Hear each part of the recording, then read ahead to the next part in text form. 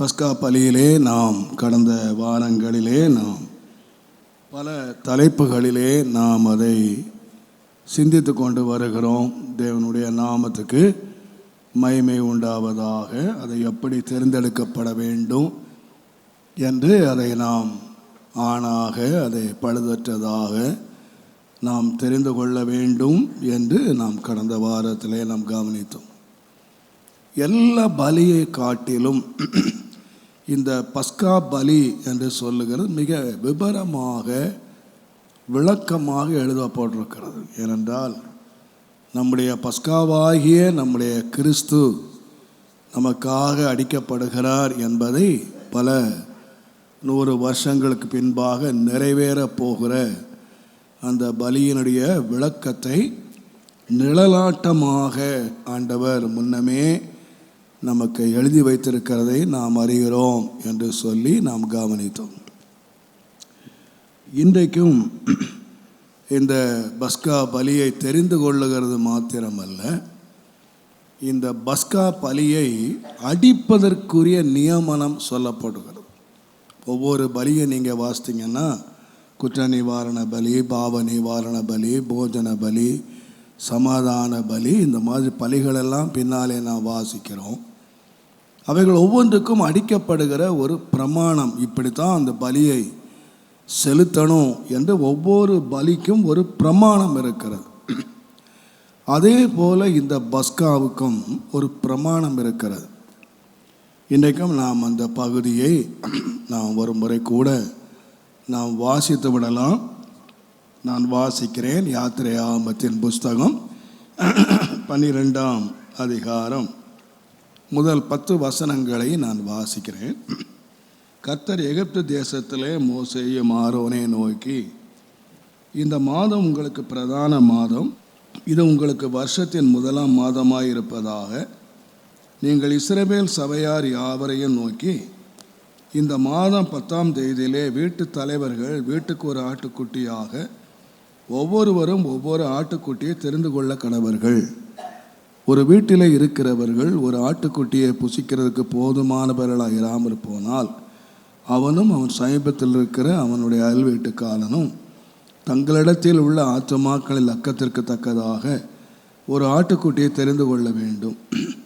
அவனவன் புசிப்புக்கு தக்கதாக லக்கம் பார்த்து ஆட்டுக்குட்டியை தெரிந்து கொள்ள வேண்டும். அந்த ஆட்டுக்குட்டி பழுதற்றதும் ஆணும் 1 வயது உள்ளதுமாய் இருக்க வேண்டும். செம்மறி ஆடுகளிலாவது வெள்ளாடுகளிலாவது தெரிந்து கொள்ளலாம். அதை இந்த மாதம் 14ஆம் தேதி வரைக்கும் வைத்திருந்து இஸ்ரவேல் சபையின் ஒவ்வொரு கூட்டத்தாரும் சாயங்காலத்திலே அதை அடித்து அதன் இரத்தத்தில் கொஞ்சம் எடுத்து தாங்கள் அதை புசிக்கும் வீட்டு வாசல் நிலைக்கால்கள் 2லும் நிலை மேற்சட்டத்திலும் தெளித்து அன்று ராத்திரியிலே அதன் மாம்சத்தை நெருப்பினால் சுட்டு புளிப்பில்லா அப்பத்தோடும் கசப்பான கீரையோடும் அதை புசிக்க கடவர்கள். பச்சையாயும் தண்ணீரில் அவிக்கப்பட்டதாயும் அல்ல, அதன் தலையையும் அதன் தொடைகளையும் அதற்குள்ள யாவையும் ஏகமாய் நெருப்பினால் சுட்டதாய் அதை புசிப்பீர்களாக. அதிலே ஒன்றையும் விடியற்காலம் மட்டும் மீதியாக வைக்காமல் விடியற்காலம் மட்டும் அதில் மீதியாக இருக்கிறதை அக்கினியால் சுட்டரிப்பீர்களாக. அன்பின் ஆண்டவரே, நன்றியோடு உம்மை துதித்து இந்த வாசிக்கப்பட்ட வேத பகுதியை உம்முடைய கரத்திலே அடியான் ஒப்புக் கொடுக்கிறேன். தேவரீர் தயவாய் இந்த வார்த்தைகளை கருத்தில் எடுத்து இந்த பஸ்கா பலியின் மூலமாக நாங்கள் கற்றுக்கொள்ள வேண்டிய காரியங்களை கற்றுக்கொள்ள பரிசுத்த ஆவியானவர் நல்ல போதகராய் இறங்கி வந்து சகல சத்தியத்துக்குள்ளும் எங்களை நடத்துகிற சத்திய ஆவியானவர் நாமத்தை நீர் மகிமைப்படுத்தும். இயேசுவின் நாமத்தில் பிதாவே, ஆமென். தேவனுடைய நாமத்துக்கு மகிமை உண்டாவதாக. நீங்கள் மற்ற எல்லா பலிகளை காட்டிலும் இந்த பலியை ஆண்டவர் செலுத்த சொல்லும்போது ஒரு குறித்த காலத்தை ஆண்டவர் நியமித்தார். ஒரு ஆபீப் மாதம் 1வது மாதத்தினுடைய ஈவினிங் டைம், வேறு எந்த பலிக்கும் நேரம் குறிக்கப்படவில்லை. பட் இந்த ஒரு பலிக்கு மாத்திரம் 10ஆம் தேதி இதை தெரிந்து கொள்ள வேண்டும். அவனுடைய மந்தையிலே ஏராளமான ஆடுகள் அங்கே இருக்கின்றன. 10th டே, ஒரு மாதத்தினுடைய அந்த ஆபீப் மாதத்தினுடைய 10ஆம் தேதியிலே ஆட்டை தெரிந்து கொள்ளுகிறார். இப்போ அந்த ஆடு முன்குறிக்கப்பட்டாச்சு, இதான் இந்த பஸ்காவுக்கு அடிக்க வேண்டிய ஆடு அப்படின்னு. அவன் இருக்கிற நூற்றுக்கணக்கான ஆடுகள் அவனுக்கு இருக்கலாம், பெரிய மந்தை இருக்கலாம். அந்த மந்தையிலே ஒரு ஆட்டை அவன் தெரிந்தெடுத்து என்ன பண்ணுகிறான், இது பஸ்காவுக்கு அடிக்கப்பட வேண்டிய ஒரு ஆடு என்று சொல்லி அந்த ஆட்டை அவன் தெரிந்து கொள்ளுகிறது மாத்திரமல்ல, மற்ற ஆட்டையிலிருந்து அவன் பிரித்து எடுத்து விடுகிறான். அவன் இருக்கிற மந்தையில் உள்ள ஆடுகளை காட்டிலும் இந்த ஆடு செப்பரேட்டட், ஒரு தனிப்பட்ட ஒரு ஆடாக அது பிரித்து வைக்கப்படுகிறது. இதை 4 நாள் அவன் பாதுகாக்க வேண்டும். இப்போ இந்த ஆட்டின் மேலே ஒரு தனி கவனம் அவன் செலுத்துகிறான்.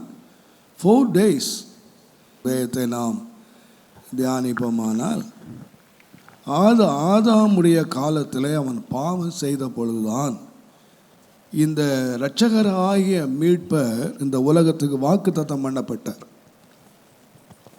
அந்த ஆதாம் பாவம் செய்த பொழுது அங்கே அவனுக்கு கொடுத்த ஒரு சாபங்களை எல்லாம் நீங்கள் பார்த்து கடைசியாக அங்கே நாம் வேதத்திலே நாம் வாசிக்கிறோம். ஆதியாகமம் 3ஆம் அதிகாரம் 15ஆம் வசனத்தில் சாத்தானுக்கு அவர் கொடுக்கிற வேளையிலே, உனக்கும் ஸ்திரிக்கும் உன் வித்துக்கும் அவள் வித்துக்கும் பகை உண்டாக்குவேன், அவர் உன் தலையை நசுக்குவார், நீ அவருடைய குதிகாலை நசுக்குவாய் என்று.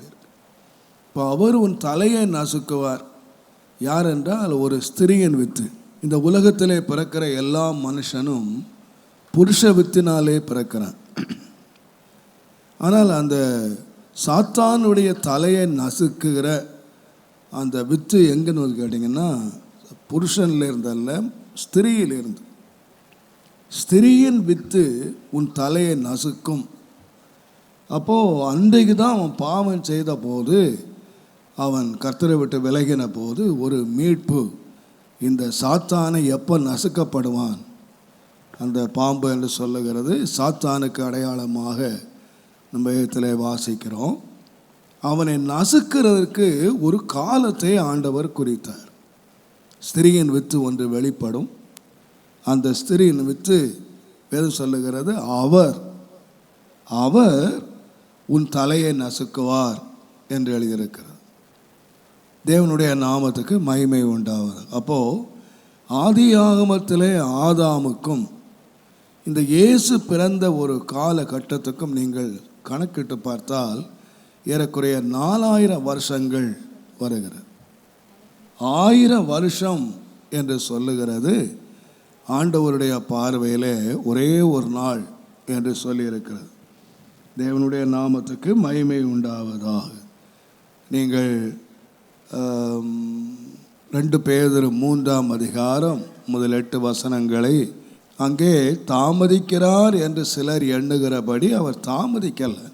தம்முடைய வார்த்தையை குறித்து நமக்கு ஒரு நீண்ட காலமாக தெரியலாம்.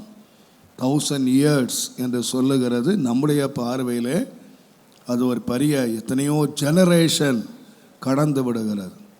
ஆனால் ஆண்டவருடைய பார்வையிலே 1000 வருஷம் என்று சொல்லுகிறது ஒரு நாள் என்று சொல்லியிருக்கிறது. தேவனுடைய நாமத்துக்கு மகிமை உண்டாவதாக. இந்த 4000 வருஷங்கள் தாமதிக்கிற முன்பதாக ஆண்டவர் ஏற்கனவே ஒரு ஸ்திரியின் வித்தை குறித்து விட்டார், அதற்காக பிரித்து விட்டார். அன்றைக்கு சாத்தான்கிட்ட சொல்லும்போது ஸ்திரியின் வித்து உன் தலையை நசுக்கும். அப்போ அதே வார்த்தை எப்போ நிறைவேறுச்சுன்னு கேட்டிங்கன்னா, நியர்லி 4000 years. அதை நீங்கள் வேதத்திலே அப்போஸ்தலனாகிய பவுல் ரோமருக்கு எழுதுகிற வேளையிலே ரோமர் 5ஆம் அதிகாரம் 6வது வசனத்தை நான் வாசிப்போமானால், அன்றியும் நாம் பலனற்றவர்களாய் இருக்கும் போதே குறித்த காலத்திலே கிறிஸ்து அக்கிரம. அப்போ தேவன் மரித்தது என்ன பண்ணி கேட்டீங்கன்னா எதேச்சையா இல்லை, இட்ஸ் அப்பாயிண்டட் டைம். ஒரு குறித்த காலத்தில் கிறிஸ்து இயேசு நமக்காக மரித்தார். அப்போ அக்கிரமக்காரருக்காக மரித்து சாத்தானுடைய தலையை நசுக்கி நம்மை மீட்டு கொள்ள வேண்டும் என்பதை என்ன காலம் என்று சொன்னால் ஒரு குறித்த காலம். எப்படி 10வது நாளிலே தெரிந்தெடுத்து ஒரு நாள் கூட அவசரப்படக்கூடாது. அந்த குறித்த வேளை சாயங்காலம் வரைக்கும் அவன் காத்திருக்கணும். ஈவினிங் டைம் அவன் காத்திருக்கணும். அந்த ஈவினிங் டைமில் தான் அந்த கொடுக்கப்பட்ட தெரிந்து கொள்ளப்பட்ட ஆட்டுக்கும் இந்த பலி செலுத்துறதுக்கும் அவன் இடையில ஒரு 4 நாட்கள் அவன் அந்த ஆட்டை பத்திரமாய் பாதுகாத்து அவன் காத்து அதுக்கு பலி செலுத்துகிறான். அந்த குறிக்கப்பட்ட நேரத்துக்கு முன்னால் பலி செலுத்தக்கூடாது. இப்போ நான் நினைக்கிறேன், ஆண்டவராக இயேசு கிறிஸ்துவும் அக்கிரமக்காரருக்காக ஒரு குறித்த வேளையில் தான் மரித்தார். இந்த வேளை என்ன வேளைன்னா தேவன் குறித்த வேளை. ஒன்றை நீங்கள் மறந்து போகக்கூடாது, தேவன் எப்பொழுதும் எந்த காரியத்தையும் மிக திட்டமிட்டு தேவன் குறித்த காலத்தில் அதனுடைய காலத்தில் மிக நேர்த்தியாக அவர் செய்கிறார்.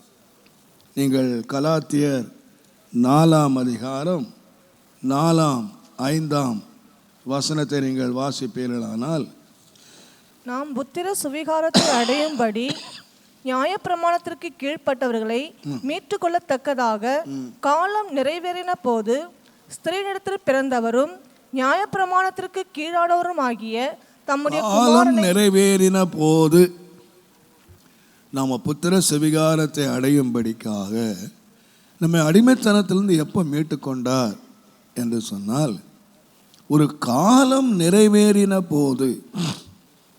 அங்கேயும் நாம் என்ன வாசிக்கிறோம்னு கேட்டிங்கன்னா, ஒரு குறித்த காலம் என்று மாத்திர ஒரு காலம் நிறைவேறின போது, நிறைவேறுதலுக்கு ஒரு காலம், ஆண்டவர் வாக்கு கொடுத்த ஒரு காலம் இருக்கிறது.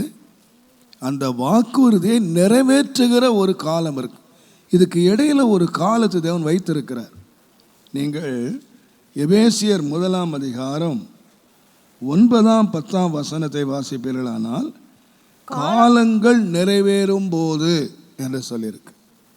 இப்போ காலங்கள் நிறைவேறுவதற்கு ஒரு காலகட்டத்தை தேவன் வைத்திருக்கிறார். ஒரு குறித்த காலம், ஒரு நிறைவேறுகிற ஒரு காலம் என்று ஒன்று இருக்கிறது. தேவனுடைய அந்தந்த காலத்தில், அதான் பிரசங்கி சொல்லுகிற வேளையில் 3ஆம் அதிகாரம் 11ஆம் வசனத்தில், அதின் காலத்தில் தேவன் நேர்த்தியாய் செய்கிறார். நான் சொல்லுவேன், ஆண்டவருடைய கிளாக் ஒரு நிமிஷம் முன்னாலேயும் போகாது, ஒரு நிமிஷம் பின்னாலேயும் போகாது. Right time. ஆண்டவர் அதனுடைய காலத்தில், தேவன் குறித்த காலத்தில் தேவன் நிறைவேற்றுவதற்கு தேவன் வல்லமை உள்ளவராக இருக்கிறார். அந்த காலத்தில் அதை கண்டிப்பாக ஆண்டவர் செய்து விடுகிறார். இந்த ஜனங்களுடைய காரியங்களிலும் ஆண்டவர் ஒரு நீண்ட இடைவெளி, மேசியா வருகிறார் நம்மை ரட்சிக்கிறதுக்கு, நம்மை ஸ்திரீயின் வித்தாக அவர் காலங்களில் சொல்லிக்கொண்டே வருகிறார். முதலாவது ஸ்திரீயின் வித்து என்று சொன்னார். ஏசாயாவிலே வரும்போது ஒரு கன்னிகை கர்ப்பவதியாகி கொஞ்சம் கொஞ்சமாக அவர்களுக்கு வெளிப்படுத்தி கொடுக்கிறார். முதலாவது ஸ்திரீயின் வித்துன்னா அவர்கள் அன்றைக்கு அவங்களுக்கு விளங்காததாக இருந்திருக்கலாம். பின்பு அவர் கடைசி காலகட்டம் சொல்லுகிறார், ஒரு கன்னிகை கர்ப்பவதியாகி. ஒரு பெரிய ஒரு கேள்வியாக இருந்திருக்கலாம், எப்படி கன்னிகை தான் கர்ப்பவதி ஆவாள்? ஆனால் கன்னிகை எப்போது கர்ப்பவதி ஆவாள்னா, அந்த மரியாள் கேட்டது போல் புருஷனை அறிந்த பிறகு ஒரு விவாக வாழ்க்கைக்கு பின்புதான் அவள் கர்ப்பவதி ஆக முடியும். ஆனால் தேவனுடைய குறித்த காலம் ஒன்று இருக்கிறது, கன்னிகை கர்ப்பவதி ஆகி என்று சொல்லியிருக்கிறது. அதற்கு தேவன் அதுக்கு ஒரு காலகட்டத்தை தேவன் குறித்தார் என்பதை நாம் மறந்துவிடவே கூடாது. கர்த்தர் நம்முடைய வாழ்க்கையிலையும் எல்லாவற்றையும் அதினுடைய காலத்தில் தேவன் நேர்த்தியாய் செய்கிறார். நமக்கு தெரியும், ஆண்டவர் இந்த பரலோக ராஜ்யம் அல்லது இந்த குமாரன் வெளிப்படுகிற நாள் அல்லது பல விதங்களிலே நாம் எடுத்துக்கொண்டாலும் பல விதங்களிலே ஆண்டவர் ஜனங்களுக்கு உபமானமாக காரியங்களை விளங்க பண்ணினதை சுவிசேஷங்களிலே நாம் வாசிக்கலாம். அதில் ஒரு காரியம் நீங்கள் வாசித்தீர்களானால், மத்தேயு எழுதின சுவிசேஷம் 21 அதிகாரத்தை நாம் அங்கே பல சம்பவங்களை அவர் வேத வசனத்தை கொண்டு தம்முடைய வருகையை பற்றி அவர் விளக்குகிறார். 21 அதிகாரத்தில் 33 வசனத்தை நீங்கள் வாசித்தீங்கன்னா, வேறொரு ஓமையை கேளுங்கள். வீட்டு எஜமானாகிய ஒரு மனுஷன் இருந்தான். அவன் ஒரு திராட்சை தோட்டத்தை உண்டாக்கினான். ஒரு தோட்டத்தை உண்டாக்குறான், அதுக்கு வேலி அடைக்கிறான், அதில் ஒரு ஆலையை உண்டாக்குகிறான், ஒரு கோபுரத்தை கட்டுகிறான். இதெல்லாம் அவன் செய்து தோட்டத்துக்கு தேவையான எல்லாத்தையும் முடித்து வச்சுட்டு ஒரு குத்தகைக்காரனை கூப்பிடுகிறான்.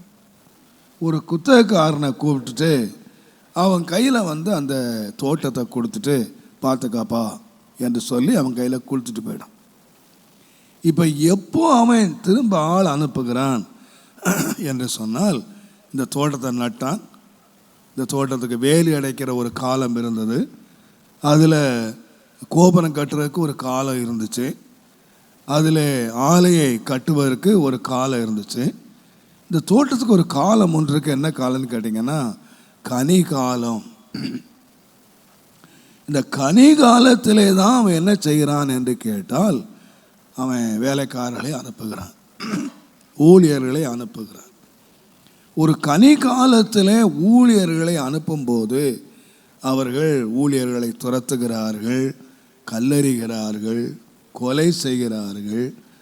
கடைசியாக நீங்கள் பார்த்தீர்களானால், எஜமான் பார்க்கிறான், வேலைக்காரர்களை தான் கொலை செய்கிறாங்க, என் குமாரனையே அனுப்புகிறேன் என்று சொல்லி குமாரனை அனுப்பினார்கள். நீங்கள் பின்னாலே வாசித்தீர்களானால், அந்த குமாரனை வேதம் சொல்லுகிற 39 வசனத்தில் அவனை பிடித்து திராட்சை தோட்டத்துக்கு புறம்பே தள்ளி அவனை கொலை. அப்போ எங்கே அந்த குமாரன் எங்கே இருந்தான் என்று கேட்டிங்கன்னா, தோட்டத்துக்கு வந்துட்டான். தோட்டத்துக்குள்ளே தான் இருக்கிறான். தோட்டத்துக்குள்ளே தோட்டத்துக்குள்ளே உட்காந்துருக்காங்க, தோட்டத்துக்குள்ளே வந்துட்டான். இப்போ தோட்டத்துக்கு வெளியே அவனை தள்ளுகிறார்கள், அவனை கொலை செய்கிறார்கள். இப்போ நகரத்துக்கு, இப்போ நான் சொன்னேன் முன்னாலே கவனித்திருக்கிறோம், நகரத்துக்கு புறம்பே தள்ளி அவரை கொலை செய்தார்கள். இப்போ இதையெல்லாம் எழுத்தின்படியே பாருங்கள் நடந்திருக்கிறது. ஆனால் எப்போ வந்தாரு கேட்டிங்கன்னா, திராட்சை தோட்டம் நட்ட உடனே வந்துடல. அதுக்கு வேலி அடைத்த போது பாதுகாப்பு கொடுத்த வேளையில் அதுக்கு வந்துடல. அது தண்ணீர் பாய்ச்சி நல்ல செழுமையாக இருந்த காலத்தில் வரல. எப்போ வந்தான் என்று கேட்டால், ஒரு காலம் வரைக்கும் அதை விட்டு வச்சிருக்கிறான். தோட்டத்தை நான் பார்த்து கொண்டே இருக்கிறேன். இது ஒரு கனி காலம் வந்துடுச்சு, கனி பறிக்க வேண்டிய ஒரு காலம் வந்துடுச்சு, ஒரு பருவ காலம் வந்துடுச்சு, அவன் கர்த்தருக்கு பிரயோஜனப்பட வேண்டிய ஒரு காலம் வந்துடுச்சு. இந்த காலத்தில் வந்த பொழுதுதான் தேவனுடைய நாமத்துக்கு மகிமையும் கனமும் உண்டாவதாக. உடனடியாக அவன் என்ன செய்கிறான் என்று கேட்டால், ஆட்களை அனுப்புகிறான். இப்போ பாருங்கள், நம்முடைய வாழ்க்கையிலேயும் ஆண்டவர் அதுக்கு பின்னால் பார்த்தீங்கன்னா, அவன் குமாரனை ஏற்றுக்கொள்ளாதனால அவங்க என்ன சந்திக்க வேண்டி வந்ததுன்னு கேட்டிங்கன்னா, ஒரு பெரிய ஆபத்தை சந்திக்க வேண்டி வந்துச்சு. அவங்க ஏற்றுக்கொண்டு அந்த குமாரனை அவங்க தள்ளினதுனால வேதம் சொல்லுகிறது, கொடியரை கொடுமையாய் அழித்து ஏற்ற காலங்கள் தனக்கு கனி கொடுக்கும்படி தக்க வேறே தோட்டக்காரிடத்தில் திராட்சை தோட்டத்தை குத்தகையாக கொடுப்பான் என்றால். அப்போ ஒரு திராட்சை தோட்டத்தை இன்னொருத்த கொடுத்துட்டான். எப்படி கொடுத்தான்னு சொன்னால், சும்மா கொடுத்துடல, அந்த கொடியரை அழித்து அப்போ ஒரு பெரிய தண்டனையை அனுபவிக்கிறாங்க.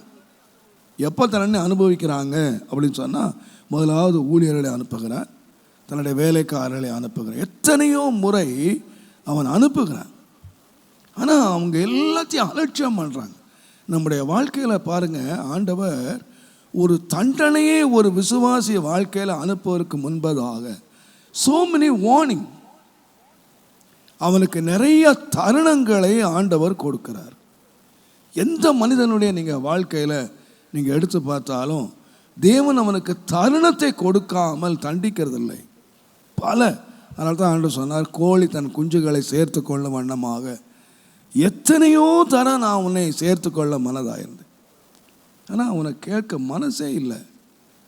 உனக்கு கிடைத்த இந்த நாளிலே ஆகிலும் நான் வந்திருக்கேன், குமாரனாகிய நான் வந்திருக்கேன், இன்றைக்கு ஆகிலும் உன் சமாதானத்துக்கு அறிந்த நலமாக இருக்கும். இல்லாவிட்டால் உன் வீடு பாழாக்கி விடப்படும், உன் வீடு பாழாக்கி விடப்படும். அநேக தருணங்களை எல்லா மனுஷனுக்கும் தேவன் கொடுக்கிற. விசேஷமாக நீங்கள் வாசித்தீங்கன்னா அந்த ஐஸ்வர்யவான் லாசரு சம்பவத்தை ஆண்டவர் சொன்னார். அந்த லாசரு அந்த ஐஸ்வர்யான் வேதனைப்படும் பொழுது அவன் கேட்டது என்னன்னு கேட்டிங்கன்னா, இந்த லாசருவை அனுப்பி என்னுடைய சகோதரர்களுக்கு நீங்கள் சொல்லணும், இந்த வேதனை உள்ள இடத்துக்கு அவங்க வரக்கூடாது. அப்போது ஆண்டவர் அங்கே அவனுக்கு சொன்ன வார்த்தை என்னன்னா, அந்த லூக்கா எழுதின சுவிசேஷத்தில் தேவனுடைய நாமத்துக்கு மகிமை உண்டாவதாக 16வது அதிகாரம் 29ஆம் வசனம் பாருங்க. ஆபிரகாம் அவனை நோக்கி அவர்களுக்கு மோசேயும் தீர்க்கதரிசிகளும் அவர்களுக்கு உண்டு, அவர்களுக்கு செவி கொடுக்கட்டும். அப்போ அங்கே இருக்காங்க ஊழியர்கள், அங்கே இருக்கிறார்கள், அவங்களுக்கு செவி கொடுக்கட்டும். அவங்களுக்கு செவி கொடுக்காவிட்டா செத்தவன் போய் சொன்னா கூட, உயிர் தெழுந்து போய் சொன்னா கூட அவன் கேட்க மாட்டாங்க. அப்போ ஆண்டவர் ஒருவனுக்கு பல தருணங்களை அவனுக்கு கொடுக்கிறார். ஒருவனை அழிவு சந்திக்கிற நஷ்டத்தை அனுபவிக்கிறதுக்கு முன்பதாக இவனும் எத்தனையோ தீர்க்கதரிசிகள் இருந்திருப்பாங்க. அப்போ இருக்கிறார்கள் என்று சொன்னால் இவங்க இருக்கிறாங்க. ஊழியர்கள் எத்தனையோ எச்சரிப்பை கொடுக்கிறார்கள். கர்த்தர் அவர்களோடு பேசுகிறார். ஒரு முறை நான் இங்கே சொல்லியிருக்கிறேன், ஆந்திராவில் நாங்கள் நிறைய கர்த்தருடைய ஊழியத்தை நிறைவேற்றி இருக்கிறோம். ஒரு குறிப்பிட்ட இடத்துல நாங்கள் நம்முடைய சபையாக நாங்கள் போய் பகலெல்லாம் வீடு கிராமங்கள் தோறும் ஊழியங்களை செய்து சாயங்காலத்தில் ஒரு குறிப்பிட்ட இடத்துல ஸ்டேஜ் போட்டு ஒரு 3-4 நாள் அங்கே கூட்டம் நடத்துவோம். எனக்கு அந்த வருஷம் மறந்து போச்சு. அந்த வருஷத்துக்கு முந்தின அந்த வருஷம் தான் நினைக்கிறேன், அதுக்கு முந்தின வருஷம் நினைக்கிறேன், ஆந்திராவில் பெரிய வெள்ளம் வந்தது.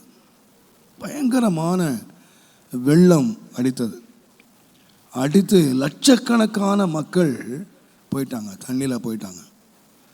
பெரிய ஒரு பேரழிவு வந்தது.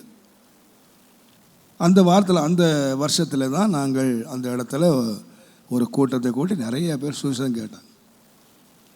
கூட்டம் முடிந்து நாங்கள் ஸ்டேஜை விட்டு கீழே இறங்க போகிறதுக்கு முன்பதாக ஒரு கம்யூனிஸ்டவாதி ஒருவர் வந்தார். நீங்கள் இல்லாததை நீங்கள் பிரசங்கம் பண்ணுறீங்க, இயேசு இல்லை தெரியுமா, கடவுள் இல்லை தெரியுமா? நான் சொன்னேன், கடவுள் இருக்கிறார். ஆனால் அவர் அங்கேயே ஆர்கியூ பண்ணார், ஸ்டேஜ்லேயே ஆர்கியூ பண்ணினார். அவர் சொன்னார், கடவுள் இல்லைன்னு நான் சொல்கிறேன், நீங்கள் இருக்குன்னு சொல்கிறீங்க. நான் சொன்னேன், நீ கடவுள் இல்லைன்னு எப்படி சொல்கிறீங்க? சொன்னார், நீங்கள் அந்த கடந்த வெள்ளம் உங்களுக்கு தெரியுமா? ஆமாம் தெரியும். நடந்த என்ன தெரியுமா? அவர் கேட்டார் என்கிட்ட, அந்த ஆந்திராவில் என்ன பண்ணுவாங்கன்னா, ஒரு 6 o'clock 6 மணிக்கெல்லாம் சீக்கிரமாக சாப்பிட்ருவாங்க. சாப்பிட்டு பொதுவாக எங்கே பண்ணுவாங்கன்னா, அந்த வீட்டுக்கு முன்னால் அந்த ஆளுக்கு ஒவ்வொரு கட்டில் வச்சுருப்பாங்க. அந்த கட்டில் அங்கே போட்டு எல்லாம் உட்காந்து அங்கேயே சாப்பிட்டு அங்கேயே படுத்துக்குவாங்க. நல்ல வெளியே காற்றோட்டமாக நல்ல தெருவில் நல்லா படுத்துக்குவாங்க. இவங்க எல்லோரும் சாப்பிட்டுக்கிட்டு இருந்தாங்க. சாப்பிட்டு அப்படி படுக்க போகிற நேரம் எல்லாம் உட்காந்துட்டாங்க. திடீரென்று ஒரு பெண் கத்தினாள், தண்ணி வருது அப்படின்னு. எங்கேருந்து வந்தோ தெரியாது, தண்ணி வருகிறது சொன்னாள். எல்லாரும் கட்டில் விட்டுட்டு இடத்த விட்டுட்டு ஓடுனாங்க. அந்த தண்ணிக்கு முன்னால் அது வர்ற ஸ்பீடுக்கு தப்புறதுக்காக ஓடினாங்க. ஓடுனா அவங்களுக்கு அடைக்கலம் எங்கே கிடச்சின்னு கேட்டிங்கன்னா அந்த கோயில், ஒரு கிறிஸ்தவ தேவாலயம் அங்கே இருந்துச்சு. எல்லோரும் ஓட்டி கதவை எப்படியோ தட்டி, அது கொஞ்சம் மேடான பகுதியில் இருந்துச்சு, எல்லாம் சர்ச்சுக்குள்ளே போயிட்டாங்க. சர்ச்சுக்குள்ளே போய் ஒரு பாதுகாப்பாக உட்கார்ந்தாங்க. அரை மணி நேரத்துக்குள்ளாக சர்ச்சோடு காலி. ஜனங்கள் அத்தனை பேரும், சர்ச்சுக்குள்ளே இருந்த அத்தனை பேரும் சர்ச்சோடு போயிடுச்சு. அப்போது அவர் என்கிட்ட கேட்டார், எங்கே இருக்கார் இயேசுநாதர்?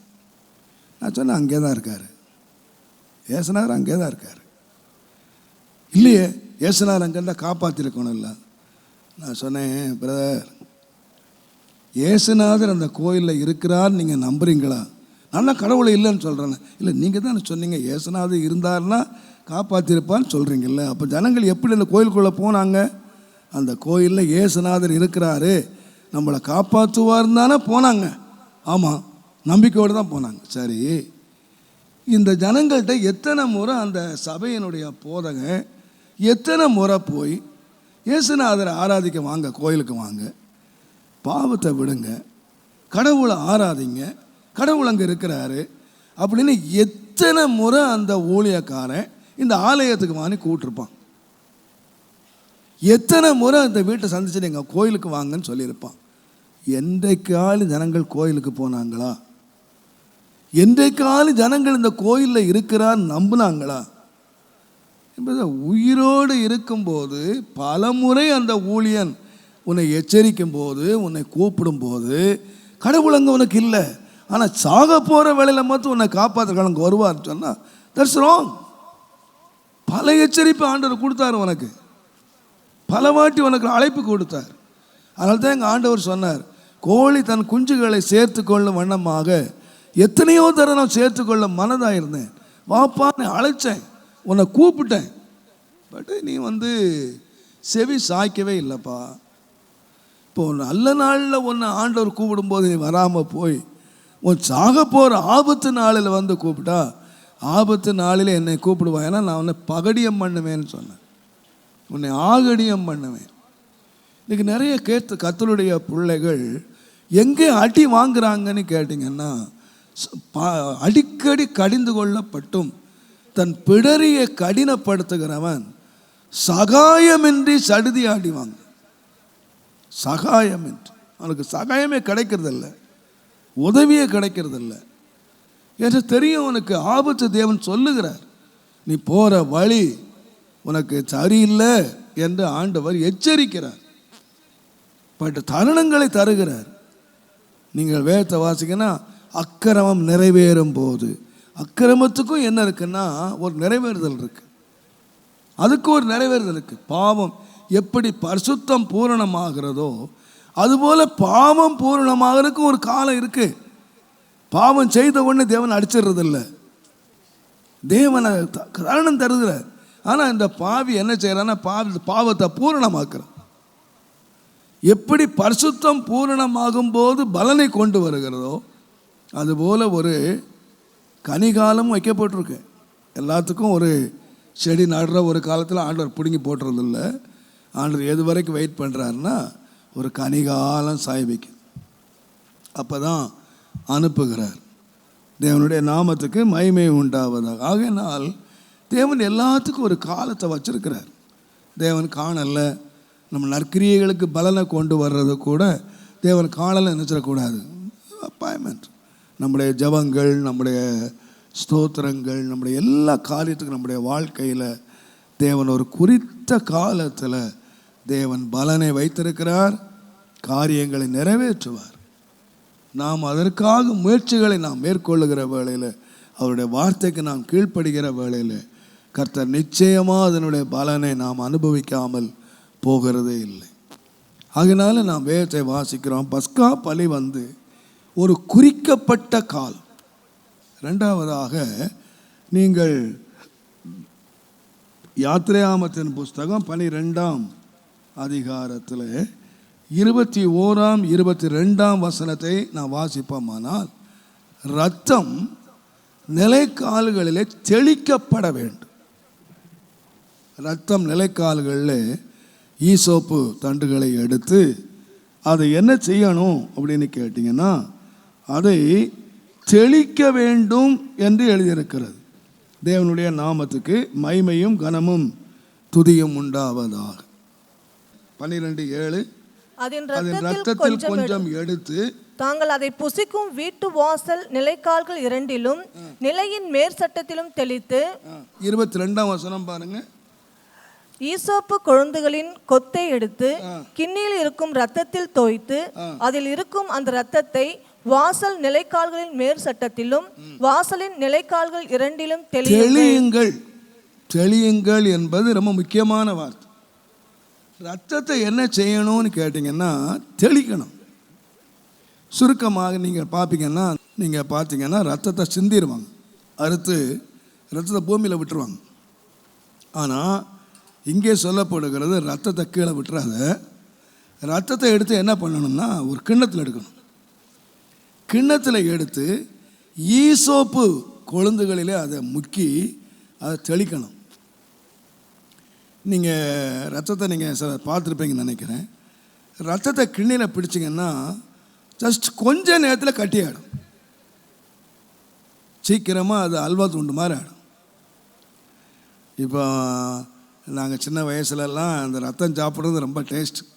ரொம்ப அது பண்டிகை காலங்கள் போய் ரத்தத்தை வாங்கி வறுத்து அது அது அப்படியே கட்டியாயிடும். அப்படியே பிளேட்டில் ஊற்றினீங்கன்னா அப்படியே கட்டியாயிடும். ஆனால் என்ன சொன்னார், பூசுன்னு சொல்லலை, தெளிக்கணும். தெளிக்கணும்னு சொன்னால் பாருங்கள், அது அவ்வளவு குயிக்காக அதை எடுக்கட்டா கட்டியாயிடும். அப்போ அந்த வேலையை எப்படி செய்யணும் அப்படின்னு சொன்னால் சோம்பேறித்தனமாக செய்தால் முடிஞ்சு போச்சு, ரத்தம் கட்டிடும். அந்த ஆட்டை அடிக்கிறாங்க, அப்போ ரெடியாக நிற்கணும். பாருங்கள், என் வீட்டில் 3 பேர் இருக்காங்க, பக்கத்து வீட்டில் ஒரு 3 பேர் இருக்காங்க. 10 பேர் இந்த ஆட்டை சாப்பிட்லான்னு கணக்கு போடுறாங்க. என் வீட்டில் 3 பேர், அந்த வீட்டில் 3 பேர், இந்த வீட்டில் ஒரு 4 பேர், 10 பேர் இருக்காங்க. 3 வீட்டில் தெளிக்கணும். அப்போது அடிக்கும்போது இந்த கப்பில் பிடிக்கும்போது 3 வீட்டுக்காரன் ரெடியாக நிற்கிறான். இவன் வெளியே போய் அதை கட்டி ஆகிறதுக்குள்ள எல்லாரும் கிண்ணத்தை வச்சுக்கிட்டு அந்த ஈசோப்பு தண்டை வச்சுக்கிட்டு ரெடியாக நிற்கிறான். எடுத்துகிட்டு போய் கடன்னு தெளிச்சிடணும், இல்லைன்னா கட்டி ஆயிரும். அதனால்தான் ரத்தத்தை பூசுங்கன்னு சொல்லலை, ரத்தத்தை தெளியுங்கள். சுருக்கமாக சொன்னால் அது கட்டி ஆகிறதுக்கு முன்னதாக அதை தெளிச்சிடணும், இல்லைன்னா அது நோ யூஸ். அந்த பஸ்கா பலனற்றதாக போயிடும். பொதுவாக நீங்கள் இந்த இந்துக்கள் வீட்டிலாம் பார்த்தீங்கன்னா இந்த என்ன குங்குமம், இப்போ குங்குமம் போய் ரெட் பெயிண்ட் வந்துடுச்சு. நம்ம எல்லாம் சோம்பேறிகளாகிட்டோம் அத்தனை பேரும். முன்னாலெல்லாம் நம்முடைய முற்பிதாக்கள் இந்த இந்துஸ்லாம் என்ன பண்ணாங்கன்னா குங்குமத்தை பூசினாங்க. ஆனால் நம்ம ஆளுங்க ரொம்ப பெர்மனண்ட்டாக எல்லாம் செய்துட்டான். நல்ல பெர்மனண்ட்டாக சிவப்பு பெயிண்ட் அடித்து வச்சுட்டான்.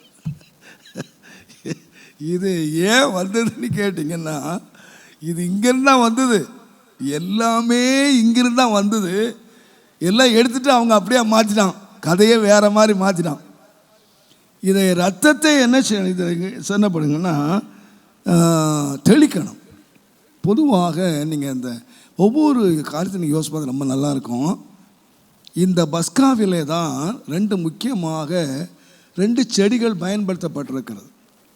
ஒன்று, இதை தெளிப்பதற்கு தேவையான ஒரு ஈசோப்பு தண்டு. அது ஒரு சின்ன ஒரு செடி, ஒரு வாசனை உள்ள செடி. அது சுவரில் படரும் என்று சொல்லுகிறார்கள், சுவரில் முளைக்கும்னு. சிலர் அது ஒரு தண்டுன்னு சொல்கிறாங்க. எப்படியோ அது ஒரு செடி. இன்னொன்று என்னென்னா, அதை சாப்பிடும்போது ஒரு கோலை ஒன்று கையில் பிடிச்சிட்டே சாப்பிடணும். இப்போ இந்த பஸ்கா பலிக்கு 2 ஒரு மரமும் ஒரு செடியும் இங்கே அதில் ஆட் ஆகிருக்கு. தேவனுடைய இயேசு கிறிஸ்துவனுடைய கல்வாரி சிலுவையில் எடுத்திங்கன்னா தலையிலே அவரை முள் கிரீடம் தரிப்பதற்கு ஒரு முள் செடி ஒன்று தலையில் இருந்துச்சு. அவரை அறைவதற்கு ஒரு சிலுவை மரம் பயன்படுத்தப்பட்டது. அவருடைய பலி வேறு எந்த பலியிலேயும் இந்த செடிகள் பயன்படுத்தப்படலை. குஷ்டரோகத்துக்கு நிவர்த்தி பண்ணுறதுக்கு ஈசோப்பு வச்சுருக்கு. ஆனால் இங்கே ஏன்னா மனிதனுடைய பாவம் எதில் வந்துச்சுன்னு கேட்டிங்கன்னா மரத்தில் தான் பாவம் செய்தான். பாவம் வந்ததே கனியினால தான், ஒரு மரத்தில் இருந்து தான் பாவம் வந்தது. இப்போ இந்த பரிகாரம் எங்கே வருதுன்னு கேட்டிங்கன்னா, ஒரு செடியில் அல்லது ஒரு மரத்தில் இதாக இருந்தால் அந்த மரம் தான் என்ன செய்யுதுன்னு கேட்டிங்கன்னா அவங்கள ரத்தத்தை தெளிக்குது. இதை அவன் என்ன செய்யணும்னு கேட்டிங்கன்னா சீக்கிரமாக செய்யணும். சுவிசேஷத்து கீழ்ப்படுகிற விஷயத்திலையும் ஆண்டவர் குறித்த காலத்து கீழ்ப்படுகிற விஷயத்திலையும் கர்த்தருடைய வார்த்தையை நாம் செய்கிற விஷயத்திலையும் அதினதின் காலத்தில் செய்கிறது மாத்திரமல்ல, சீக்கிரமாக செய்யணும். நீங்கள் ஆண்டவருடைய வார்த்தையை நீங்கள் அடிக்கடி நீங்கள் வாசிப்பீங்கன்னா இந்த வார்த்தையை நீங்கள் பயன்படுத்தப்படுகிறதை நீங்கள் வாசிக்கலாம். ஆண்டவரை பாருங்கள், ஆண்டவரை காட்டி கொடுக்குற அந்த கடைசி ராத்திரியில் ஒரு அருமையான சம்பவம் சொல்லியிருக்கிறது. யோவான் எழுதின சுவிசேஷம் 13ஆம் அதிகாரம் 27. அந்த துணிக்கையை அவன் வாங்கின பின்பு சாத்தான் அவனுக்குள் புகுந்தான். அப்பொழுது இயேசு அவனை நோக்கி நீ செய்கிறதை சீக்கிரமாய் செய். செய்கிறதை எப்ப செய்? சீக்கிரமா செய், உடனே செய். சுருக்கமா சொன்ன நான் சொல்வேன், கர்த்தருடைய வேலையை அசதியா செய்யக்கூடாது. செய்கிற வேலையை அந்தந்த காலத்தில் சீக்கிரமாக செய்திடணும். தாமதம் வேதம் சொல்லுகிறது. எரேமியா 48ஆம் அதிகாரம் 10ஆம் வசனத்தை வாசிங்கன்னா, கர்த்தருடைய வேலையை அசதியாய் செய்கிறவன் என்ன செய்வன்? சபிக்கப்பட்டவன். அப்போ கர்த்தருடைய வேலையை செய்தும் என்னத்தை வாங்கிக்கலாம்? சாபத்தை வாங்கிக்கலாம். கர்த்தருடைய வேலையை செய்கிறவனும் சபிக்கப்பட்டவனாக இருப்பான். ஏன்னு கேட்டிங்கன்னா அந்த வேலையை எப்படி செய்தான்? ஒரு நல்ல சம்பவத்தை நமக்கு ஒரு பெரிய எச்சரிப்புக்காக எழுதப்பட்டிருக்கிறது. நீங்கள் யாத்திரை ஆமத்தின் புஸ்தகத்தில் ஆண்டவர் மோசையை சந்தித்தார். அவர் சொன்னார், யாத்திரை ஆமத்தின் புஸ்தகம் தயவு செய்து 3ஆம் அதிகாரத்தில் தேவனுடைய நாமத்துக்கு மகிமை நல்ல ஒரு வார்த்தை அங்கே எழுதப்பட்டிருக்கிறது. 3ஆம் அதிகாரத்தில் 8ஆம் வசனத்தில் அவர்களை எகிப்தியரின் கைக்கு விடுதலையாக்கவும் அவர்களை தேசத்திலிருந்து நீக்கி கானானியரும் ஏத்தியரும் எமோரியரும் பெர்சியரும் ஏவியரும் எபூசியர் இடமாகிய பாலும் தேனும் ஓடுகிற நலமும் விசாலமான தேசத்தில் கொண்டு போய் சேர்க்கவும் இறங்கினேன். ஆண்டவர் இறங்கிட்டார். ஆண்டவர் ஆயத்தமாக இருக்கார். இப்போ இறங்கி அவர்களை விடுதலையாக்குறதுக்கு ஆயத்தமாக இருக்கார். இப்போ இந்த செய்தியை கொண்டு போகிறதுக்கு யார் வேணும்னு கேட்டிங்கன்னா ஒரு மனுஷன் வேணும். இப்போ ஆண்டவர் மோசேக்கிட்ட சொல்கிறாரு, நீ போ, நான் இறங்கிட்டேன், ஜனங்களை விடுதலை ஆக்கி சேர்க்கறதுக்கு நான் இறங்கிட்டேன். இப்போ மோசே பலவிதமாக காரியங்கள் சாட்டி சொல்லிக்கிட்டு இருக்கிறார். அவர் கீழ்ப்படிஞ்சு போயிட்டார். ஒரு பெரிய ஆபத்தான ஒரு வசனம் இருக்கு பாருங்க. யாத்திரை ஆமத்தின் புஸ்தகம் 4ஆம் அதிகாரம் 24ஆம் வசனம் பாருங்க. வழியிலே தங்கும் இடத்தில் கர்த்தர் அவனுக்கு எதிர்பட்டு அவனை கொல்ல பார்த்தார். யார? கர்த்தருடைய வார்த்தையை கீழ்ப்படிஞ்சு கர்த்தருடைய ஊழியத்துக்கு போறாரு. வேதம் சொல்லுகிறது, வழியிலே தங்கும் இடத்திலே ஆண்டவர் அவரை கொல்ல பார்த்தார். ஏன்? ஆண்டவர் இறங்கிட்டார். ஆண்டவர் வேலை இறங்கி அவர் ரெடியாக உட்கார்ந்துருக்கார். இவர் புறப்பட்டார். இவர் புறப்பட்டு செய்தி அவசரமாய் சொல்ல வேண்டிய ஒரு மனுஷன் இப்போ என்ன செய்துட்டு இருக்காரு? இளைப்பாறிக்கிட்டு இருக்கார், உட்கார்ந்துக்கிட்டு இருக்கார், ரெஸ்ட் எடுக்கிறார், ஓய்வு எடுக்கிறார். இது ஓய்வெடுக்கிற காலம் இல்லை. ஆண்டவர் அங்கே இறங்கியிருக்கார். இந்த ஜனங்களுக்கு ரட்சிப்பு ரெடியாக இருக்கு. இந்த செய்தி அவசரமாக சொல்லணும். ஆனால் மோசே அதில் 2 காரியம் மிக முக்கியமாக கவனிக்கணும். ஒன்று அவருடைய தங்கும் இடத்திலேன்னு சொல்லியிருக்கு. அங்கேருந்து எப்படி கடந்து போனார்னா, உடனே அங்கே சிப்பரால் இருக்கா, மனைவி இருக்கா. உடனே ஒரு கருக்கான கல்லை எடுத்து தன்னுடைய பிள்ளைகளுடைய நுனித்தோலை வெட்டி உடனே தூக்கி முன்னால் போட்டு அவரை ரத்த சம்பந்தமான புருஷன் அப்படின்னு. இதுலேருந்து இங்கே கவனிக்கணும். என்ன கேட்டிங்கன்னா, யாரை தேவன் விடுதலாக்க போகிறாரு? இஸ்ரவேல் ஜனங்கள். இஸ்ரவேல் ஜனங்களுக்கும் இந்த இஸ்ரவேல் அல்லாத ஜனத்துக்கும் ஒரே ஒரு வித்தியாசம் என்னன்னு கேட்டிங்கன்னா, இஸ்ரவேல் ஜனங்கள் தங்களுடைய நுனித்தோலை அறுத்து 8ஆம் நாள் விசேஷனம் பண்ணப்பட்டவர். இந்த மோசே யாரு? விசேஷனம் பண்ணினவர். இவர் 8ஆம் நாள் விசேஷனம் பண்ணிட்டாங்க இவருக்கு. இவர் அதனால்தான் இந்த பார்வோனுடைய குமாரத்தை பிள்ளை எடுத்த உடனே இது எபிரேய குழந்தை என்று கண்டுபிடித்ததனுடைய காரணம் அந்த பிள்ளையினுடைய விசேஷனம் பண்ணப்பட்டிருந்தது. 8ஆம் நாளில் பண்ணிடுவாங்க. 3 மாதம் கழிச்சு தான் இவர் தண்ணியில் போகிறார். அப்போ இவருடைய சரீரத்தில் விசேஷனம் இருக்குது. இப்போ இவர் கல்யாணம் பண்ணிட்டார். 2 ஆண் பிள்ளை பிறந்துச்சு. என்ன செய்திருக்கணும்? விசேஷனம் பண்ணியிருக்கணும். இவர் இப்போ எதுக்கு போகிறாரு? இஸ்ரவேலரை விடுதலையாக்க போகிறாரு. அவ பிள்ளைங்க யாரும் இல்லை. விசேஷனம் பண்ணுகிற வரைக்கும் இவன் பிள்ளைங்க யாரும் இல்லை. இஸ்ரவேலர் இல்லை, உடன்படிக்கை பண்ணலை.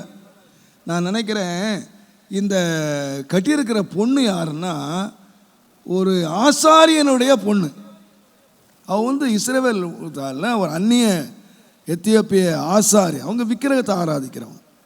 சந்தர்ப்ப சூழ்நிலையினால ஒரு விக்கிரகத்தை ஆராதிக்கிற ஒரு ஆசாரியனுடைய ஒரு பொண்ணை கல்யாணம் பண்ணிட்டான். அப்போ இவன் சொல்லியிருப்பான் ஒருவேளை, இல்லைன்னா அவளுக்கு எப்படி தெரியும்? உடனே ஆண்டவர் கொல்ல வர்றான்னு தெரிஞ்ச உடனே என்ன பண்ணிட்டான்? உடனே கட் பண்ணி தூக்கி போட்டு நான் ரத்த சம்பந்தமான புருஷன் அப்படின்னு சொன்னான். அப்போ அவங்ககிட்ட எத்தனையோ முறை சொல்லியிருந்திருப்பான், நம்ம என் பிள்ளைக்கு ஒரு சாதனை பண்ணணும், நான் ஒரு எபிரேயன், நான் கர்த்தருடைய பிள்ளை. அவள் சொல்லியிருப்பா, இல்லை இல்லை எங்கள் அப்பா ஆசாரியன், நான் ஆசாரியனுக்கு பொண்ணு, நான் பிஷப்புக்கு பொண்ணு, நான்லாம் பண்ண மாட்டேன் அப்படின்னு அவன் சொல்லியிருப்பா. இவங்க 2 பேருக்குள்ள ஆர்கியுமெண்ட் நிச்சயமாக என்ன அவளுக்கு சத்தியம் தெரியாமல் இருந்திருந்தா உடனடியாக கீழ்ப்படிச்சிருக்க மாட்டான். இப்போ எப்போ கீழ்ப்படுகிறான்னு கேட்டிங்கன்னா கொஞ்சம் தாமதிச்சா புருஷன் அவுட்டு. உடனே கார்த்தை செய்துட்டா. இங்கே ஒரு முறை ஒரு அம்மா சாட்சி கொடுத்தாங்க. ஒரு முறை அந்த அம்மா என்ன சாட்சி கொடுத்தாங்கன்னா, அந்த அம்மாட்ட பல முறை ஆண்டவரை பேசிக்கிட்டே இருந்தாராம், கீழ்ப்படியவே இல்லையாம். ஒரு நாள் பிள்ளை பயங்கர ஆபத்தில் மாட்டி அது செத்து போகும் அப்படி நிலைமை வந்துச்சான். உடனே இந்த அம்மா சொன்னாங்களா, ஆண்டவரே நான் இன்றைக்கு நான் கீழ்ப்படிஞ்சிடறேன், என் பிள்ளையை காப்பாற்றும், நான் எல்லாத்தையும் கலத்திடுறேன். நான் இப்போ சிலரை அந்த வழியில் கொண்டு போய் கலத்த வேண்டி இருக்குது. அது அது அது விஷயம் வேற. ஒழுங்காக சொன்னால் கேட்க மாட்டாங்க. எங்கேயாவது கை வைக்க வேண்டிய இடத்துல கை வச்சுட்டா ஆட்டோமேட்டிக்காக நடக்க வேண்டியது நடந்துடும். சில வேளை அப்படி தான் போயிடுது கதைகள். இங்கே பாருங்கள், எத்தனையோ முறை இந்த புருஷன் சொல்லியிருப்பான், எத்தனையோ முறை பேசியிருப்பான், இதை நம்ம செய்யணும், நான் ஒரு எபிரேயன், என்னோடய புருஷனை கீழ்ப்படியணும். அவன் சொன்னாலும் அவள் அதுக்கு ஆர்கியூமெண்ட் பண்ணிக்கிட்டே உட்காந்துருந்துருப்பா. இல்லை எங்கள் அப்பாலாம் அப்படிலாம் பண்ணலை, எங்கள் பரம்பரையில் அப்படி யாரும் பண்ணலை, என்னெல்லாமோ சொல்லிக்கிட்டு இருந்திருப்பா. ஆனால் ஒரு காலகட்டம் வந்துச்சு.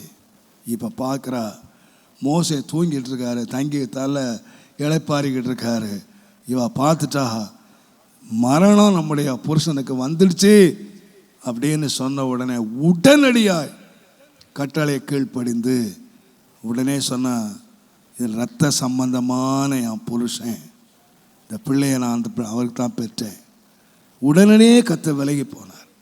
இப்போ நான் சொல்லுவேன், 2 காரியங்களிலே ஆண்டவர் ரொம்ப கவனமாக இருக்கார். நாம் தேவனுக்கு செய்ய வேண்டிய காரியங்களை சீக்கிரமாக கீழ்ப்படியணுமா, சீக்கிரமாக கீழ்ப்படி. ஆண்டவருடைய வார்த்தை கீழ்ப்படியணுமா, சீக்கிரமாக கீழ்ப்படி. வேலை என்ன பேர்னா தாமதிச்சு பண்ணாதீங்க. மோசே வழியிலே தங்கினான்.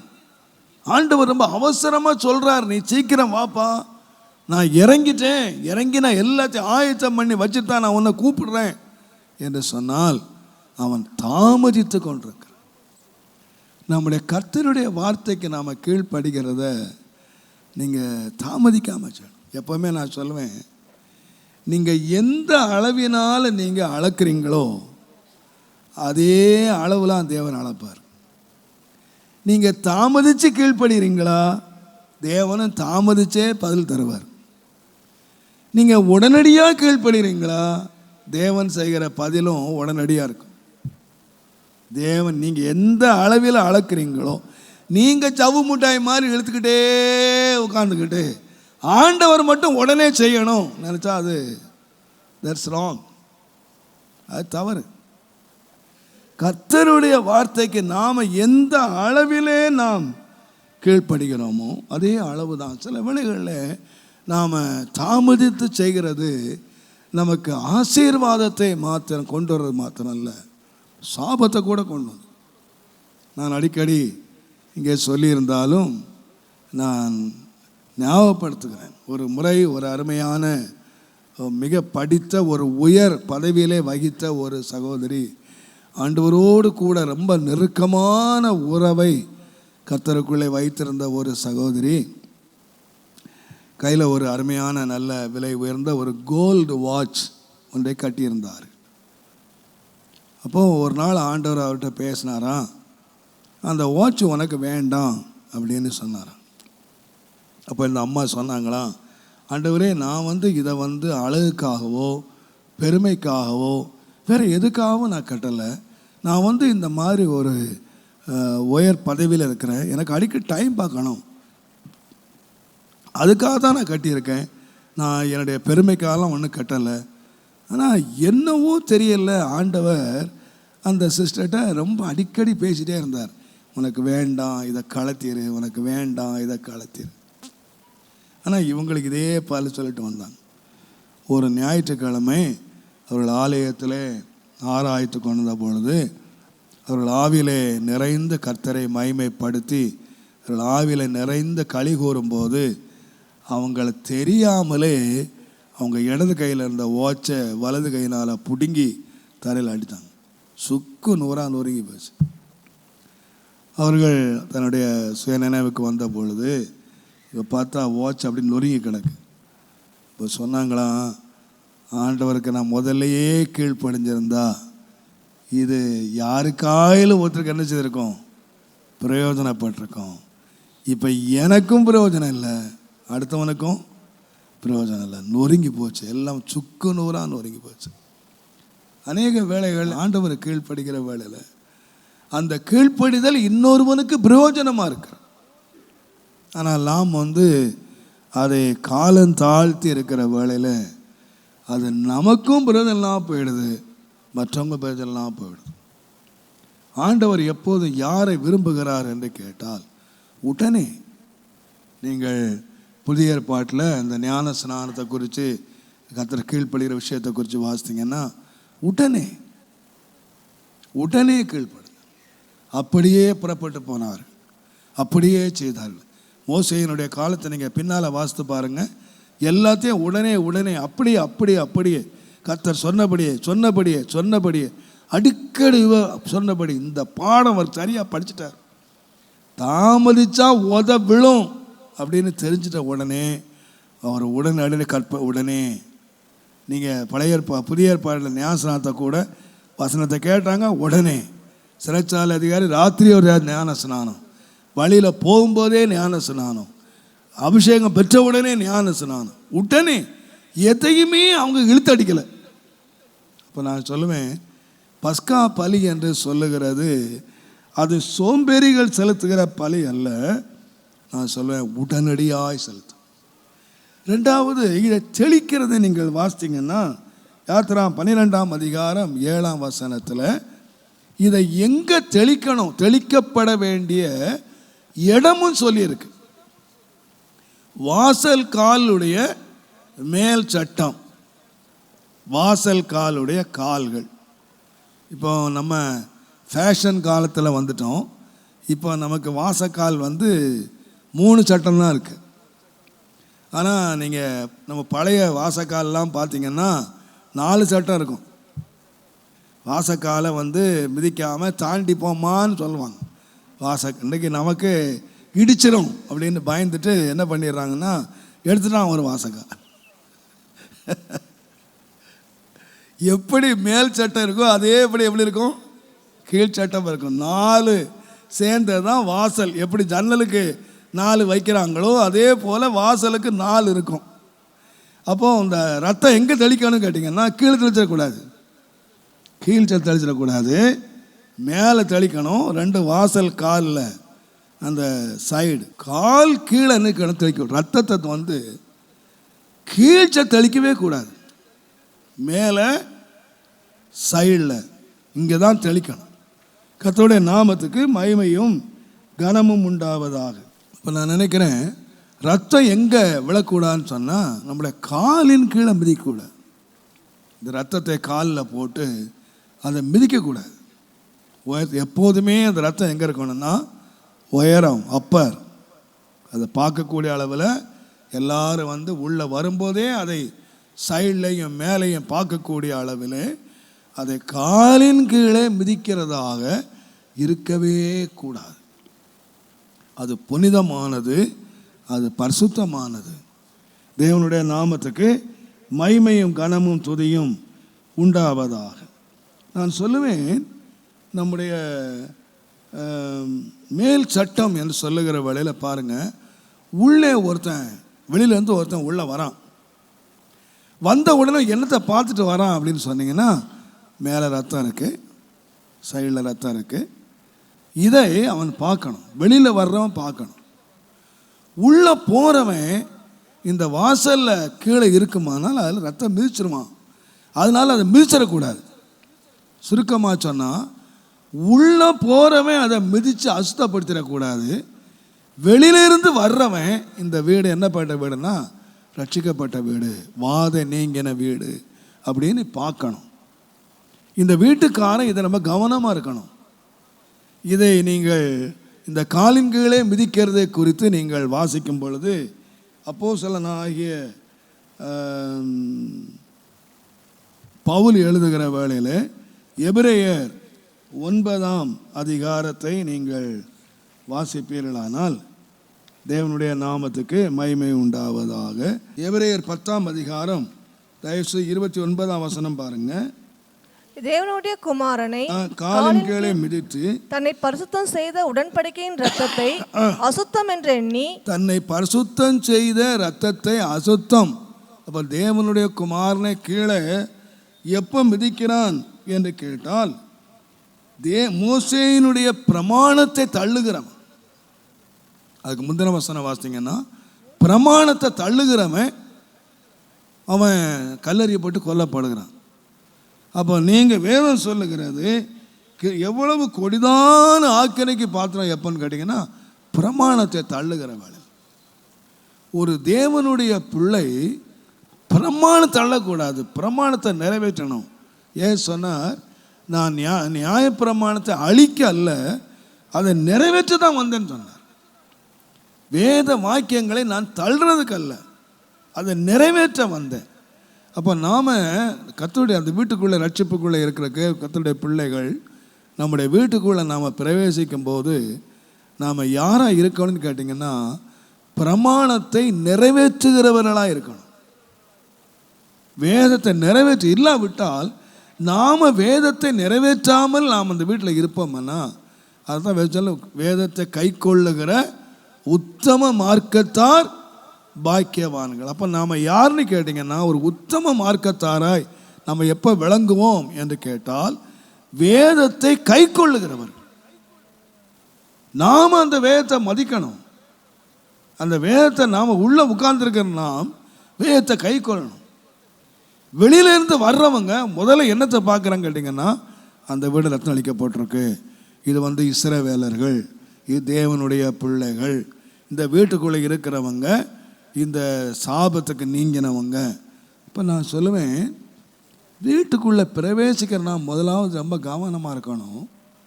இந்த வீட்டுக்குள்ளே நான் வசனத்தை வச்சிருக்கிறேன் நான் வாழ்க்கையில். ஆகையினாலே தான் பிற்காலங்களிலே ஆண்டவர் இந்த உபாகமத்தின் புஸ்தகத்திலே அவர்களுக்கு பிரமாணத்தை எழுதும்போது, உபாகமத்தின் புஸ்தகம் தயவு செய்து நீங்கள் 6ஆம் அதிகாரத்தை வாசிப்பீர்களானால், 6ஆம் அதிகாரம் 8ஆம் 9ஆம் வசனத்தை நீங்கள் வாசித்தீங்கன்னா, அவைகளை உன் கையின் மேல் அடையாளமாக கட்டிக்கொள், அவைகளை கைகளின் மேல் அடையாளமாய் கட்டிக்கொள்வாயாக, அவைகள் உன் கண்களுக்கு நடுவே ஞாபக குறியாய் இருக்க கடவுது. கர்த்தருடைய வசனம் உன் கையில் கட்டிக்கணும், உன் நெத்தியில் ஞாபக குறியா இருக்கணும். உன் வாழ்க்கையில் இருக்கணும். அவைகளை உன்னுடைய வீட்டு நிலைகளிலும் உன் வாசல்களிலும் எழுதுவாயாக. அன்றைக்கு எழுத்தின்படி நீங்கள் 6ஆம் முந்தின வசனம் வாசித்தீங்கன்னா, உன்னுடைய நீ நன்றாய் இருப்பதற்கு, நீ விருத்தி அடைவதற்கு, இதெல்லாம் வசனம்தான். இந்த வசனம் முதலாவது எங்கே இருக்குன்னு கேட்டிங்கன்னா, உன் கையில், உன் நெத்தியில். இது நீ பார்க்குறக்கு. இது அடுத்தவங்க என்ன பார்க்குறாங்கன்னா, உன்னோட வாசல் நிலைக்காலெலாம் எழுது. நீ இதெல்லாம் எழுதுனேன்னா நான் உன்னை ஆசீர்வதிப்பேன். அப்போ நான் சொல்லுவேன், நம்முடைய வாழ்க்கையிலும் நம்முடைய வீட்டிலும் வேத வசனம் இருக்கணும்.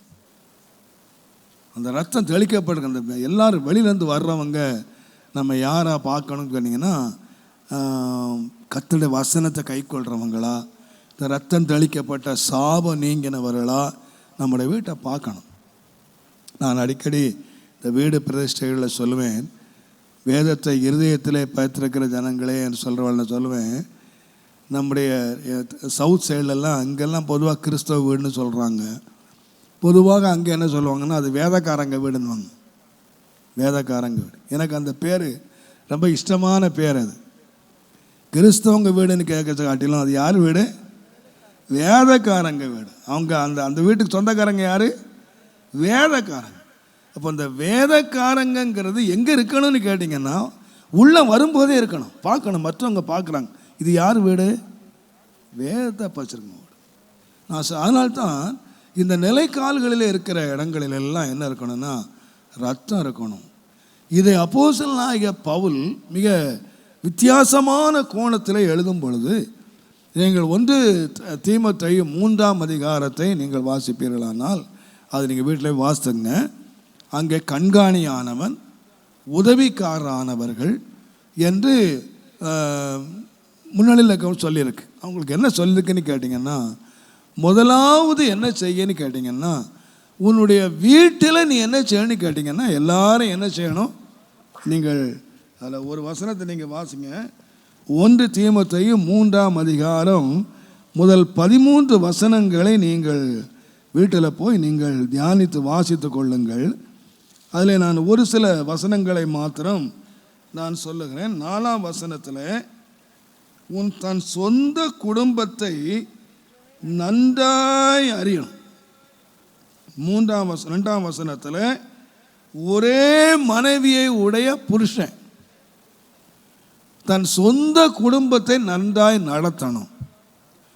தன் சொந்த குடும்பத்தை பிள்ளைகளை நல்லொழுக்கம் உள்ளவர்களாக கீழ்ப்படிய பண்ணுகிற இருக்க வேண்டும். சொந்த குடும்பத்தை நடத்த தெரியாதவன் எது நடத்தக்கூடாது? சபையை நடத்தக்கூடாது. அப்போது ஒரு கண்காணியானவன், ஒரு முன்னாளில் இருக்கிறவன், முதலாவது கவனமாக இருக்க வேண்டியது என்னன்னு கேட்டிங்கன்னா, முதலாவது அவனுடைய ஓன் ஃபேமிலி, சொந்த குடும்பம். அந்த பிள்ளைகளை நல்ல ஒழுக்கம் உள்ளவர்களாக வளர்த்து, அவர்களை பக்திக்குரிய வழியில் நடத்தி, அவர்களை சீரான வழியில் நடத்த தெரியாத ஒருத்தன் சபையை நடத்தக்கூடாது, நடத்த முடியாது. நிச்சயமே கேட்பாங்க, முதல்ல உன் பிள்ளைக்கு சொல்லு, உன் பிள்ளையை அடக்கி வை, அப்புறம் எனக்கு சொல்லு. அப்போ நாம் சத்தியத்தை, வேதம் சொல்லுகிறவர்கள் அல்லது வேதத்தை அறிவிக்கிறவர்கள் முதலாவது கவனம் செலுத்த வேண்டிய இடம் எங்கன்னு கேட்டிங்கன்னா, ஓன் ஃபேமிலி. இன்னைக்கு நிறைய பேர் ஃபேமிலியை கோட்டை விட்டுட்டாங்க. இன்னைக்கு தங்களுடைய வீட்டில் ரத்தம் அளிக்கிறதுக்கு பதிலாக ஊரா வீட்டெல்லாம் தெளிச்சுக்கிட்டு இருக்காங்க. அவங்க வீட்டில் நான் உதவி செய்த போனேன், அவங்க வீட்டில் ரத்தம் இல்லை, நான் தெளிக்க போனேன், அங்கே தெளிக்க போனேன், இங்கே தெளிக்க போனேன்னு யார் யார் வீட்டிலமோ தெளிச்சுட்டு எங்கே தெளிக்காமல் விட்டாங்க, அவங்க வீடு தெளிக்காமல் விட்டாங்க. நான் முதலாவது தெளிக்க வேண்டியது எங்கன்னு கேட்டிங்கன்னா, நம்முடைய ஓன் ஹவுஸ், நம்முடைய சொந்த வீட்டில் நாம் ரத்தம் தெளிக்கணும். நம்முடைய பிள்ளைகளை நாம் வளர்க்க வேண்டிய முறையாக, நம்முடைய குடும்பத்தை நடத்த வேண்டிய முறையாக, நாம் அன்பு கூற வேண்டிய முறையாக, சீர்படுத்த வேண்டிய. நீங்கள் நம்ம அடிக்கடி வாசிக்கலாம், எங்கே கோட்டை விட்டாங்கன்னு கேட்டிங்கன்னா, குடும்பத்தை கோட்டை விட்டாங்க, ஊழியத்தையே கோட்டை விட்டாங்க, ராஜ்யத்தையே கோட்டை விட்டுட்டாங்க. த ஃபர்ஸ்ட் நம்முடைய வேலை ஆரம்பிக்க வேண்டிய இடம் குடும்பம், அதுபோல உதவிக்காரர், அசோசியேட் பாஸ்டர்ஸ் என்று இருப்பவங்களும் அவங்களை கண்காணிக்கணும். என்ன கேட்டிங்கன்னா, அவங்களும் யாராக இருக்குன்னு கேட்டிங்கன்னா சொந்த குடும்பம் நடத்தணும். அந்த வேலையை அவர்கள் நன்றாய் செய்தால் அவங்க பிற்காலத்தில் நல்ல நிலையை அடைவார்.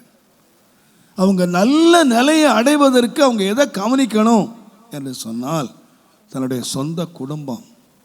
வெளியிலேருந்து வரும்போதே அவன் பார்க்குறான், இது வேதம், இந்த ரத்தம் உள்ள வீடு, இந்த வீட்டில் உள்ளவங்க எல்லாரும் ரட்சிக்கப்பட்டவங்க, இந்த வீட்டில் உள்ள எல்லாரும் ஆக்கினைக்கு தப்பினவங்க, இந்த வீட்டில் உள்ள எல்லாரும் மீட்கப்பட்டவங்க. இவங்க எல்லாரும் யாருன்னா கானானுக்கு போக தகுதி உள்ளவர்கள், சுதந்திரவாளிகள். இப்போ இவங்க எல்லாரும் மீட்கப்பட்டவர்கள் என்று காணத்தக்கதாக இந்த ரத்தம் தெளிக்கப்பட வேண்டும். கடைசியாக தேவனுடைய நாமத்துக்கு மகிமை உண்டாவதாக. இந்த பலியை பற்றி ஒரு விசேஷமான காரியம் சொல்லப்படுகிறது. தேவனுடைய நாமத்துக்கு மகிமை உண்டாவதாக. யாத்திரையாமத்தின் புஸ்தகம் 12ஆம் அதிகாரத்தை நீங்கள் வாசிப்பீர்களானால்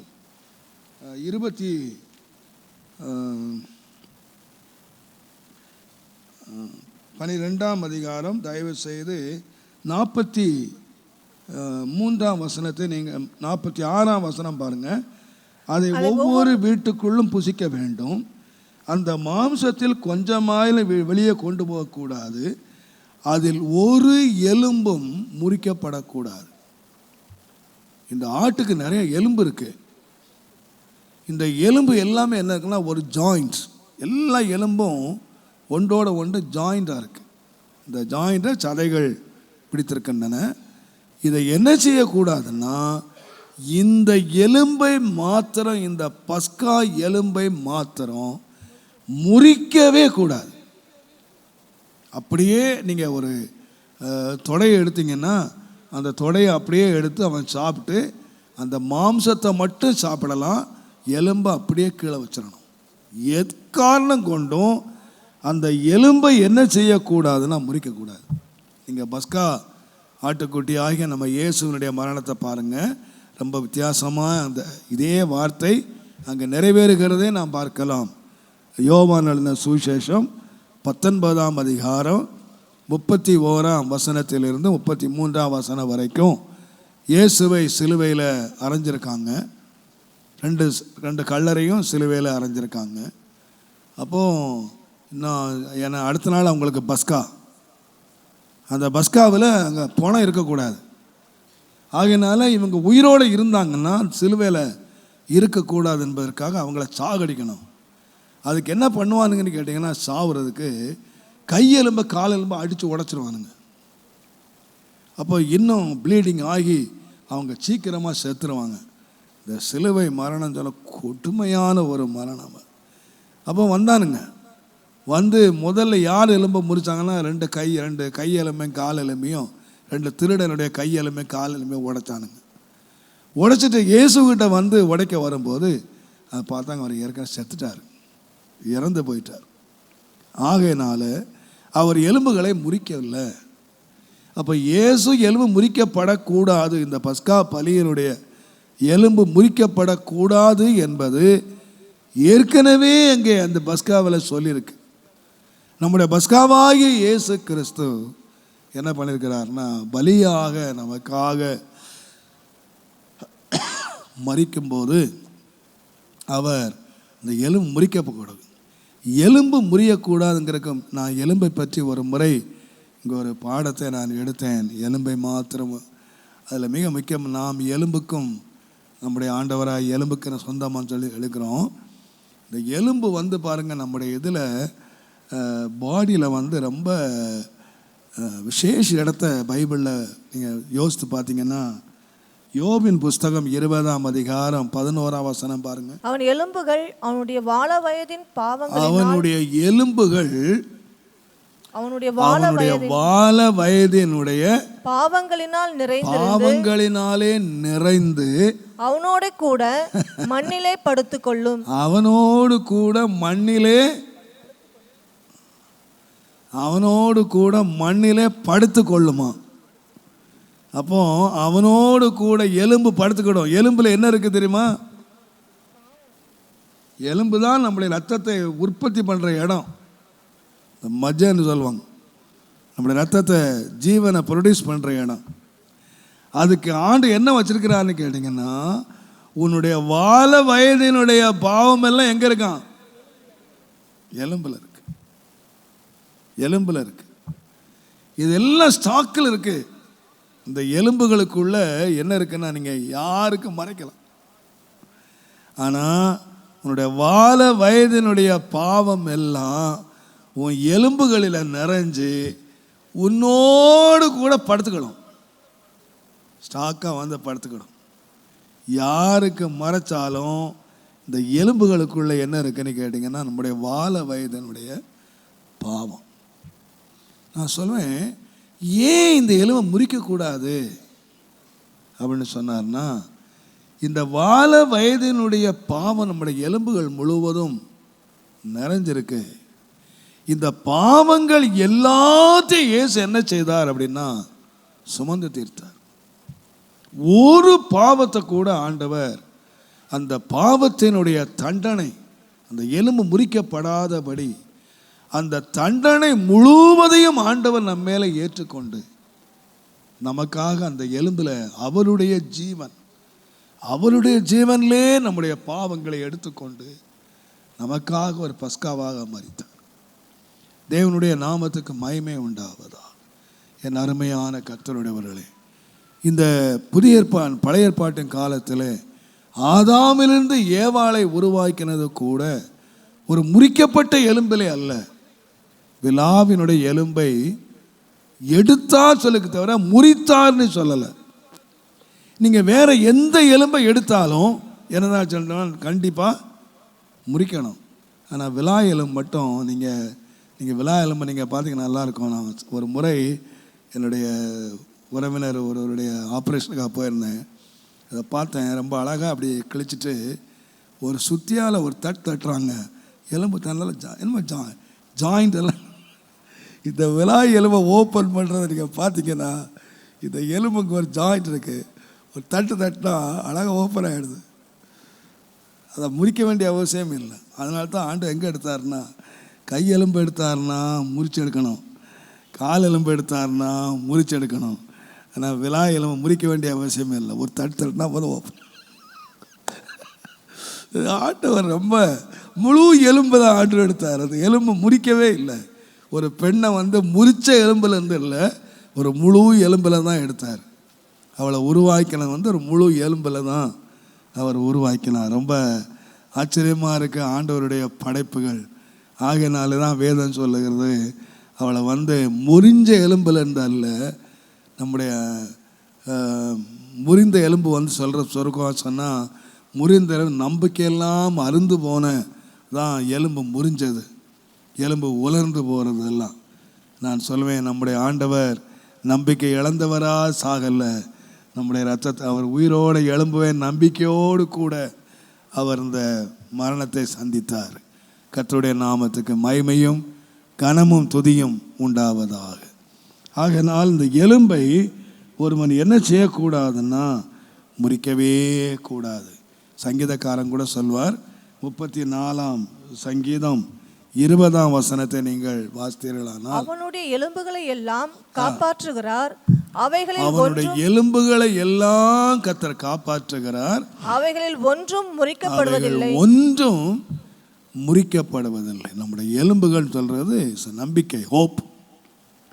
நம்முடைய நம்பிக்கைகள், நீங்கள் எசேக்கியேல் புஸ்தகத்தில் அந்த எலும்பு பள்ளத்தாக்கில் நீங்கள் பார்த்தீங்கன்னா அந்த எலும்புகளெல்லாம் உலர்ந்து கிடக்கிறதை பார்க்கும்போது நம்பிக்கை எல்லாம் அத்து போச்சு. அப்போ எலும்புகள் ஜீவனை குறிக்கிறது, எலும்புகள் பாவத்தை பாதுகாக்க குறிக்கிறது, எலும்புகள் நம்பிக்கையை குறிக்கிறது.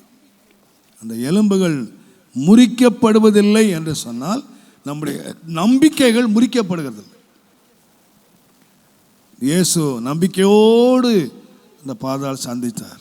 நாமும் நம்பிக்கையோடு நம்முடைய மரணத்தை சந்திப்பதற்கு எலும்புகள் முறிக்கப்படாதபடி நமக்காக பஸ்கா பலியாக அவர் தன்னை ஒப்பு கொடுத்தார். தேவனுடைய ஆகையினால்தான் இந்த பலியை மாத்திரம் புசிக்க வேண்டிய முறை. மற்றபடி நீங்கள் எந்த பலியை எடுத்தாலும் அதை புசிக்கிறது ஆசாரியன்தான் புசிக்கணும். ஆனால் இந்த பலியை செலுத்துகிறவன், இந்த பலியை செலுத்துகிறவன், விசுவாசத்தோடு செலுத்துகிறவன் புசிக்கலாம்.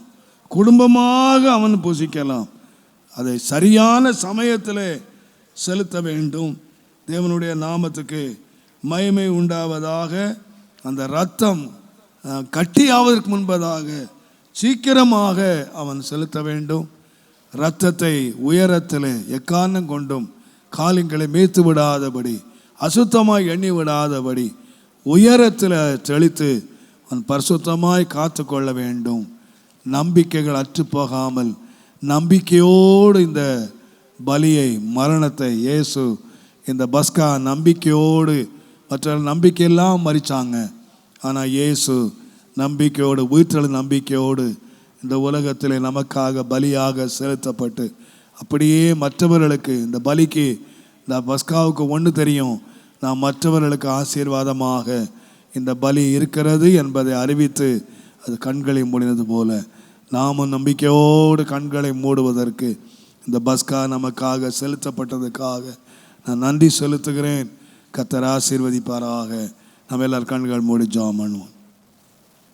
எங்கள் அன்பின் ஆண்டவரே, இந்த பஸ்கா பலியை குறித்து எங்களோடு விவரமாக நீர் கற்றுக் கொடுத்து எங்களுக்காக பஸ்கா பலியாக அடிக்கப்பட்ட, நொறுக்கப்பட்ட என் ஆண்டவராய் இயேசுவே, நன்றியோடு நாங்கள் உம்மை ஸ்தோத்திரிக்கிறோம்.